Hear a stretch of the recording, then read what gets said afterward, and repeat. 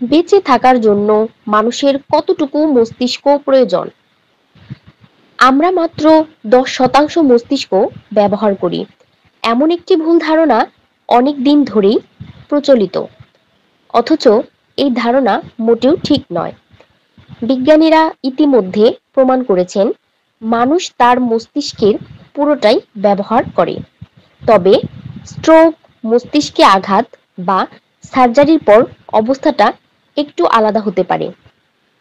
পরীক্ষায় দেখা গেছে মস্তিষ্কের সব অংশ সক্রিয় না থাকলেও মানুষ স্বাভাবিকভাবে বেঁচে থাকতে পারে। এখানে প্রশ্ন আসে, স্বাভাবিকভাবে বেঁচে থাকতে মস্তিষ্কের কত শতাংশ দরকার? সোজাসাপটা উত্তর এখনো নেই। স্নায়ুবিজ্ঞানীরা এই প্রশ্নের উত্তর খুঁজে যাচ্ছেন। মস্তিষ্কের কোন অংশে আঘাত লেগেছে, কেন লেগেছে, কখন লেগেছে, কিভাবে লেগেছে, এসবের উপর নির্ভর করে সুস্থ থাকা সম্ভব কিনা, এমনকি মস্তিষ্কের কোনো অংশ বাদ দিলেও মানুষ স্বাভাবিক জীবন কাটাতে পারে, বিজ্ঞানীরা তা নিয়ে গবেষণা করেছেন। এবার শোনা যাক এক নারীর গল্প। তার নাম ইজি। একদিন স্বাস্থ্য পরীক্ষায় জানা যায় ইজির মস্তিষ্কের বাঁ পাশের টেম্পোরাল লোব নেই। এই অংশটি কানের কাছে থাকে। শোনা, ভাষা বোঝা আর স্মৃতির জন্য এই অংশ খুব দরকারি। চিকিৎসকেরা ধারণা করেন ছোটবেলার কোনো সিস্টের কারণে এই ক্ষতি হয়েছে। তবে অবাক করা বিষয় হলো ইজি একদম স্বাভাবিকভাবে জীবনযাপন করছিলেন। তিনি পড়তে পারতেন, কথা বলতে পারতেন, এমনকি রুশ ভাষাও শিখেছিলেন। যুক্তরাষ্ট্রের এমআইটির অধ্যাপক ইভেলিনা ফেডোরেনকো ইজির ওপর গবেষণা করেন। তিনি দেখেন ইজির মস্তিষ্কের অনুপস্থিত অংশের কাজ অন্য অংশে ভাগ হয়ে গেছে। সাধারণত ভাষা নিয়ে কাজ করে মস্তিষ্কের বাঁ দিক, কিন্তু ইজির ক্ষেত্রে ডান দিকের অংশ সে অংশে কাজ করছিল। এটাই মস্তিষ্কের সবচেয়ে বড় ক্ষমতা। কিছু মানুষ মস্তিষ্কের অর্ধেক অংশ ছাড়াই বেঁচে থাকে। যুক্তরাষ্ট্রের ক্লিভল্যান্ড ক্লিনের নিউরোসার্জন উইলিয়াম বিঙ্গামান এ পর্যন্ত 500-র বেশি হেমিস্ফেরেক্টমি করেছেন। হেমিস্ফেরেক্টমি একটি অস্ত্রোপচার। এতে মস্তিষ্কের এক পাশের কাজ পুরো বন্ধ করে দেওয়া হয়।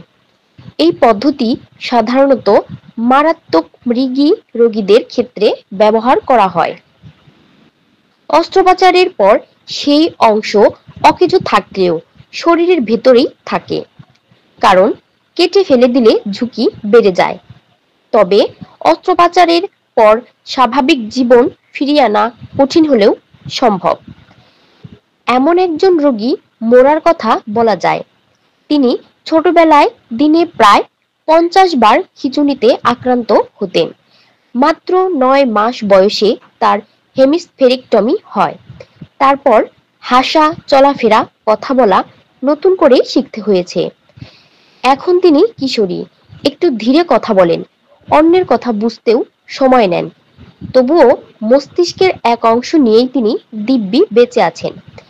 এ বিষয়ে বিঙ্গামান বলেন, আমার রোগীরা পড়ালেখা করেছে, বিয়ে করেছে, সন্তান নিয়েছে, পরিবার গড়েছে। মস্তিষ্কের এক পাশ না থাকলেও মানসিকভাবে তারা একদম স্বাভাবিক জীবনযাপন করেছে। এটা কিভাবে সম্ভব আমরা এখনো জানি না। তবে কিছু অংশ আছে যা ছাড়া বাঁচা যায় না, যেমন ব্রেইন সিস্টেম, থ্যালামাস আর ব্যাসাল গ্যাংলিয়া। এগুলো নিয়ন্ত্রণ করে শ্বাস-প্রশ্বাস, হৃদস্পন্দন ও অনুভূতি। এই অংশগুলো ক্ষতিগ্রস্ত হলে বেঁচে থাকা কঠিন। বিঙ্গামান বলেন, যত কম বয়সে মস্তিষ্কে আঘাত লাগে সেরে ওঠার সম্ভাবনা তত বেশি।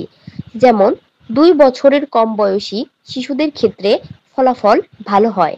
তবে সেরিবেলামের ক্ষতি হলে সমস্যা বড় হতে পারে। সেরিবেলাম শরীরের ভারসাম্য ও নড়াচড়া নিয়ন্ত্রণ করে। তবে সেরিবেলাম ছাড়াও বেঁচে থাকার ঘটনা আছে। এক নারী 20 বছর বয়সে জানতে পারেন তার সেরিবেলাম নেই।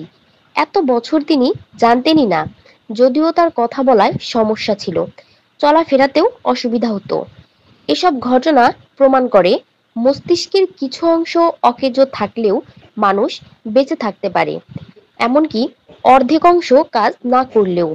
বিজ্ঞানীরা এখনো জানেন না মস্তিষ্ক কিভাবে এই কাজগুলো অন্য অংশ দিয়ে চালিয়ে নেয়।